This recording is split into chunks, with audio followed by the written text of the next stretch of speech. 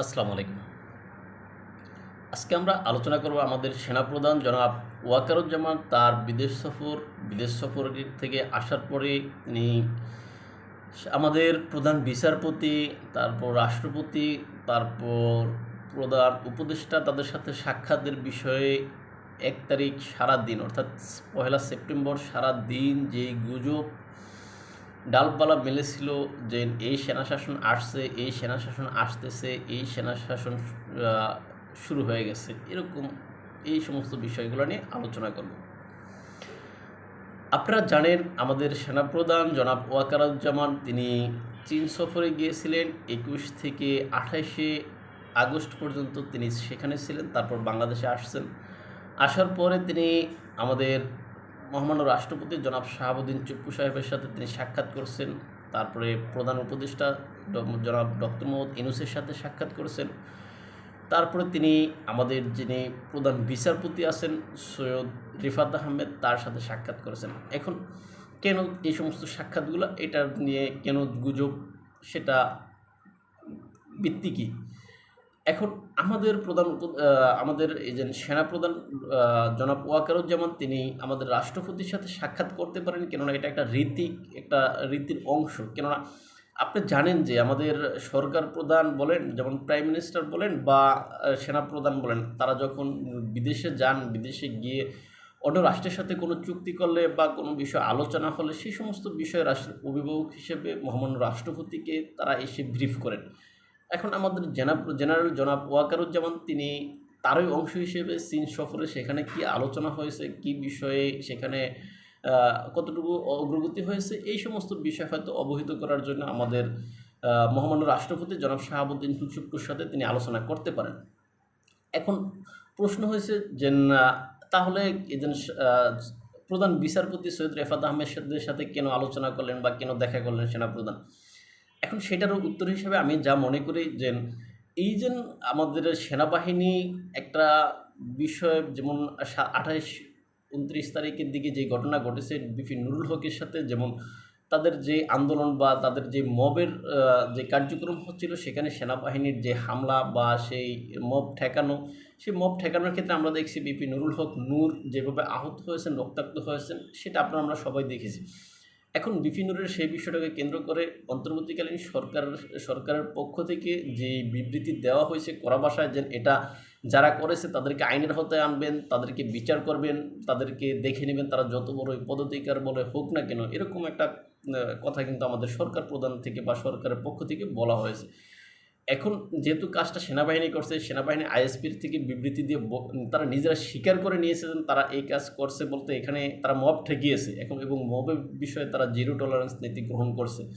এখন সরকার তারপরে এরকম বিবৃতি, তাই এখন সেনাবাহিনীর হিসাব অনুযায়ী যে সেনাবাহিনীর কোনো সদস্য বা কেউ যদি কোনো অন্যায় করে থাকে, কোনো অবৈধ কাজ করে থাকে, সেই ক্ষেত্রে সেটা সেনা আইন অনুযায়ী বিচার হবে, সেই রুলস রেগুলেশন সেনাবাহিনীর আছে। এখন এটা অন্তর্বর্তীকালীন সরকার কেন এই হুমকি দিল, এবং এর আইনগত ভিত্তি হয়তো যাচাই করার জন্য আমাদের প্রধান বিচারপতি সৈয়দ রিফাত আহমেদের সাথে সেনাপ্রধান হয়তো আলোচনা করতে পারেন, এই জন্য তিনি সেখানে সাক্ষাৎ করেছেন। এখন অনেকে জিজ্ঞেস করবেন তাহলে প্রধান উপদেষ্টার সাথে কেন সাক্ষাৎ করেছে? এখন দেশের ভিতরে যে গুজব চলমান ছিল, এই গুজবের বিষয়ে প্রধান উপদেষ্টা নিজেই অস্থিতিশীল একটা পরিস্থিতির অস্বস্তি বোধ করতেছিলেন। এখন এই অস্বস্তি থেকে তাকে বাঁচানোর জন্য বা তাকে একটা নির্ভয় দেওয়ার জন্য আমাদের সেনাপ্রধান জনাব ওয়াকারুজ্জামান সাহেব আমাদের এই যে প্রধান উপদেষ্টা ডক্টর মোহাম্মদ ইউনূসের সাথে সাক্ষাৎ করেছেন, এবং সেখানে তাকে আশ্বস্ত করেছেন যে যে সমস্ত ঘটনাগুলো বাজারে, যে সমস্ত কথাগুলা চাউর হয়েছে, এই সমস্ত কথাগুলো আসলে সঠিক নয়, এটা তিনি সেখানে তাকে আশ্বস্ত করে আসছেন। এবং সেখানে গিয়ে তিনি আরও কিছু কথা বলে আসছেন যেটা খুবই গুরুত্বপূর্ণ। আপনারা জানেন যে এই যে মানবাধিকার যে সমস্ত সংগঠনগুলো আছে, তাদের ভিতরে একটা সংগঠন হচ্ছে যে মানবাধিকার সংস্কৃতি ফাউন্ডেশন, যেটা সংক্ষেপে বলা হয় MSF। এখন এই MSF-এর তথ্য অনুযায়ী যে জুন মাসে যেই পরিমাণ এখানে মব সৃষ্টি হয়েছে বা খুন হত্যা এই সময়গুলো হয়েছে, তার থেকে বেশি সংঘটিত হয়েছে আগস্ট মাসে, এরকম একটা তথ্য এই মানবাধিকার সংগঠনগুলোর পক্ষ, যেমন MSF তাদের পক্ষ থেকে দেওয়া হয়েছে। এখন সেখানে যেমন মব সৃষ্টি করে হত্যা এবং গ্রেপ্তার এগুলো বাড়ছে, তার সাথে সাংবাদিকতা যোগ হয়েছে। এখন সেনাপ্রধান এগুলো নিয়ে উদ্বেগ জানিয়ে আসছেন এবং এগুলোর বিষয়ে সেখানে প্রধান উপদেষ্টার সাথে কিছু কথা বলে আসছেন, যেটা আপনার সেখানে তিনি বলে আসছেন যে সেনাবাহিনীর যে মব ঠেকাচ্ছে, এই মব ঠেকানোর ক্ষেত্রে সরকার এর বিরুদ্ধে না গিয়ে সরকার এর পক্ষে আসার জন্য বলছে এবং এই মবের শিকার হয়ে যারা বন্দী হয়েছে বা গ্রেপ্তার হয়েছে তাদেরকে ছেড়ে দেওয়ার জন্য বলা হয়েছে এবং এই যে মব যেই ঠেকানোর জন্য সেনাবাহিনীর যে জিরো টলারেন্স নীতি, সরকার যাতে জিরো টলারেন্স নীতি মেনে নেয় এটা বলা হয়েছে। এখন এখানে একটা বিষয় আছে যে এই যে যারা মব সন্ত্রাসের শিকার হয়ে গ্রেপ্তার হয়েছে তাদেরকে ছেড়ে দেওয়ার জন্য, এখন এখানে আপনারা জানেন সর্বশেষ মব সন্ত্রাসের গ্রেপ্তার হয়ে শিকার হয়ে গ্রেপ্তার হয়েছে সেটা এজেন্ট মঞ্চ 71-এর লতিফ সিদ্দিকী সহ সাংবাদিক মঞ্জুরুল আলম পান্না টান্না এরা। এখন হয়তো এদের প্রতি ইঙ্গিত করা হয়েছে যে তাদেরকে যাতে ছেড়ে দেওয়া হয়। তারা যে লতিফ সিদ্দিকী একজন বীর মুক্তিযোদ্ধা, যদিও গতকালকে তাকে ছেড়ে দেওয়া হয়েছে সেটা আমরা দেখেছি সেনাপ্রধানের সাথে বৈঠকের পরে। তারপরে আরেকটা বিষয় যে সেনাবাহিনীর কাজে সরকার বা সরকারের কোনো উপদেষ্টা যাতে বাধা না দেয়, সেনাবাহিনী বা সেনা সদরের যে অভ্যন্তরীণ কাজ সেখানে যাতে কেউ বাধা না দেয়। এখন এটার ক্ষেত্রে দেখা যায় যে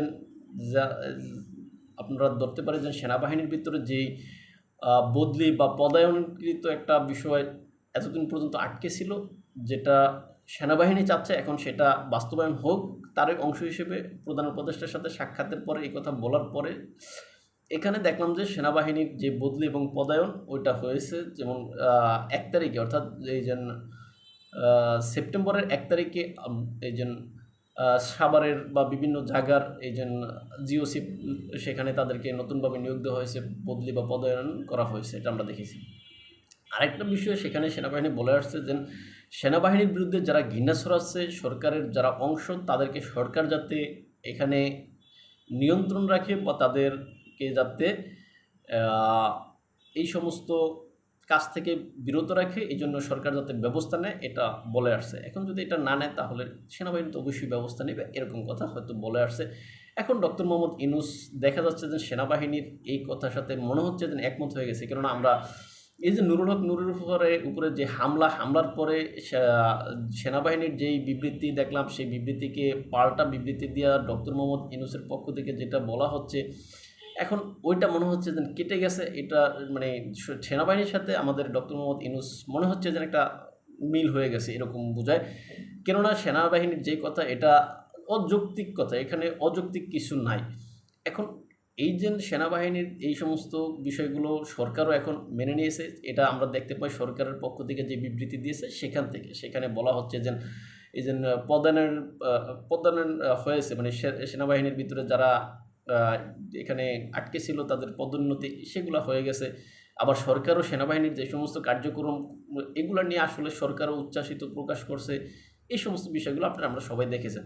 আর আরেকটা বিষয় আমরা দেখতে পাচ্ছি যে আমাদের নির্বাচন কমিশনের প্রধান সিইসি জনাব তার সাথে মার্কিন যে চার্জ দ্য অ্যাফেয়ার্সের যে অ্যাফেয়ার্স যিনি আছেন জ্যাকবসন, তার সাথে সাক্ষাৎ হয়েছে। সেখানে তিনি বলেছেন যে দেশের ভিতরে যে মব সন্ত্রাস হচ্ছে এই সমস্ত বিষয় নিয়ে মার্কিন যিনি চার্জ দ্য অ্যাফেয়ার্স জ্যাকবসন আছেন তাই নিয়ে তিনি উদ্বেগ প্রকাশ করছেন।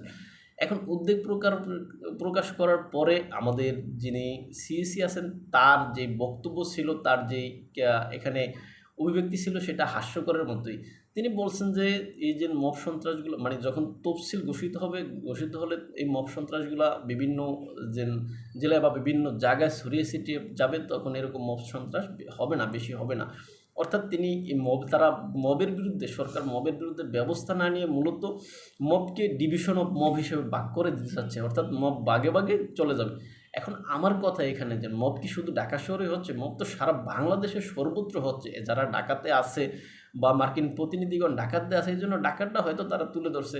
আপনি দেখেন কোন জেলায় মব হচ্ছে না, টাঙ্গাইলে দেখেন মব হচ্ছে না, চট্টগ্রামে মব হয় না, তারপর আপনি দেখেন ভোলাতে মব হয় না, আপনি দেখেন বরিশালে কি মব হয় না? মব তো সব জায়গায় হচ্ছে। তাহলে এই যে আমাদের সিইসি সাহেব তিনি কেন এখানে মবকে ডিভিশন অফ মব হিসেবে দিতে চাচ্ছেন সেটা তিনি ভালো করে জানেন।